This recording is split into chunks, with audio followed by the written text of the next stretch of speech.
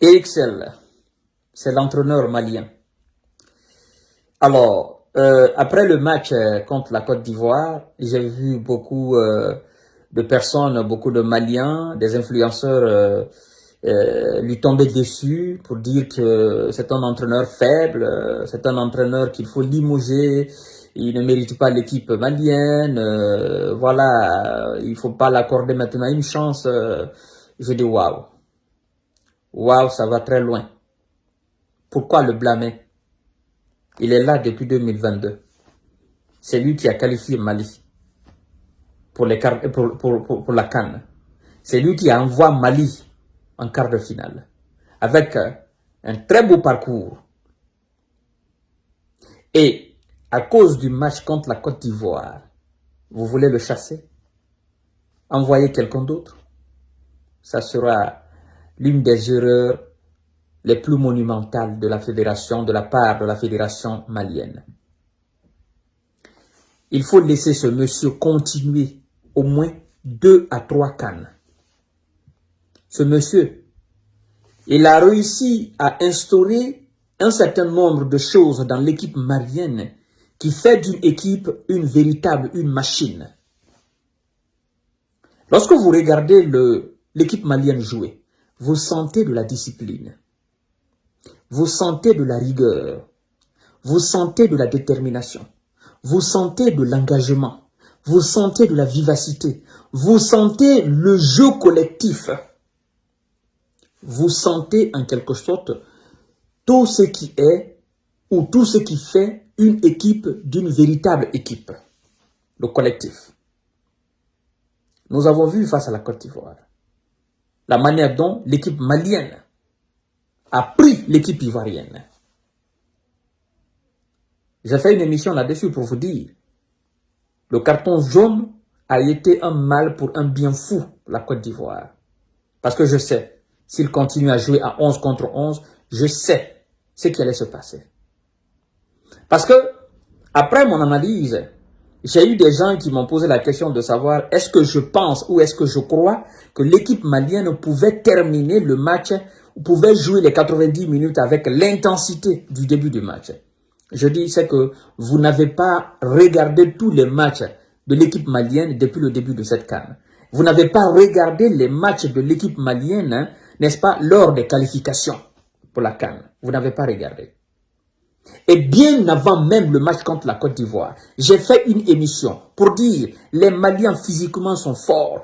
Physiquement, c'est des gars qui courent, ils vont courir. Et certainement, je suis allé même pour dire que la Côte d'Ivoire aura la possession certainement, mais Mali va courir. Mali va entamer ce match avec un engagement sans précédent. Et ça a été le cas. D'ailleurs, ce sont eux qui avaient la possession. C'est pas à cause du match contre la Côte d'Ivoire qu'on doit chasser ce monsieur-là. Je vais vous dire une chose. Vous qui êtes aujourd'hui détracteur d'Eric Sell, je vais vous dire une chose. Un entraîneur, ça prend des erreurs. Vous voyez, en 2010, Barcelone a donné une manita au Real Madrid, 5-0. Mais après 2010, qui a souvenance encore l'ère Mourinho, Barcelone donnant 5-0 après 2010. José Mourinho a appris de ses erreurs. Et je crois même après, il a battu le Barça sur la pelouse de Barcelone. Pas une fois même, pas deux fois. Ça veut dire quoi? Ça veut dire qu'il avait appris de ses erreurs. Et donc, c'est la première CAN d'Eric Sell en tant qu'entraîneur, si j'ai bonne mémoire. L'expérience de cette première CAN pourra le permettre pour la deuxième CAN de remporter la coupe ou d'aller beaucoup plus loin que de se limiter seulement en quart de finale. On apprend de ses erreurs. Chaque entraîneur apprend de ses erreurs. Chaque entraîneur, chaque être humain doit apprendre de ses erreurs pour mieux vivre. Les entraîneurs, c'est la même règle. Vous chassez Eric Sell de la tête de l'équipe malienne, vous mettez l'équipe malienne en danger. Parce que vous allez chercher certainement un entraîneur. Un entraîneur qui viendra avec une philosophie, encore, qui va expérimenter cela. Si ça passe ou si ça passe pas. Mais vous laissez Eric Sell qui corrige ses erreurs de la qualification et du parcours de la CAN, c'est-à-dire, Eric Sell deviendra un véritable entraîneur parce qu'il aura appris de ses erreurs. Et prochainement, il ne va pas faire les mêmes erreurs. Et il va travailler beaucoup plus pour perfectionner encore davantage l'équipe malienne. C'est là l'importance pour la fédération malienne de garder Eric Sell à la tête de l'équipe malienne. Je dis la même chose pour la fédération ivoirienne. Concernant M. Hermès Faye, il faut laisser ces gens à la tête des fédérations. Il faut laisser ces gens à la tête des sélections. Ce sont des visionnaires. C'est des gars qui ont l'amour de la patrie.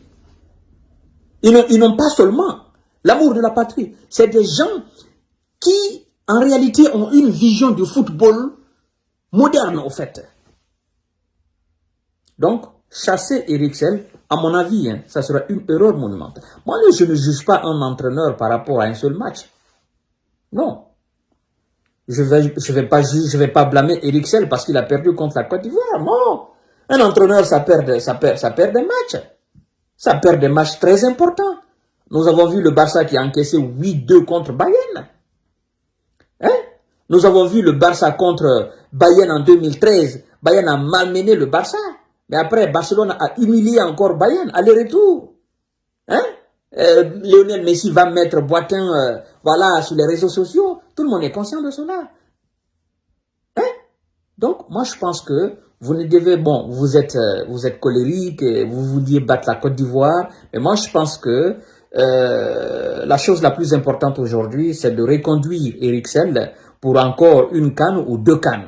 Et j'en suis sûr qu'il va apporter quelque chose de très, très positif au Mali. Je suis sûr, parce que le Mali a des joueurs. Aujourd'hui, le Mali a une équipe très collective, une équipe très compétitive. Voilà ce que j'avais à dire par rapport à ce sujet, parce que je vois que, voilà, on est en train d'enflammer, oh, Eric Sell, machin. Moi, je pense que ça sera une erreur de le chasser. De la même manière, au même titre que je demande à ce que Hermès Faye soit gardé à la tête de la sélection ivoirienne, c'est la même chose que je vais dire à l'équipe, à la fédération malienne, et c'est la même chose que je vais dire à la fédération guinéenne. Point barre. Merci beaucoup et bonne soirée à vous.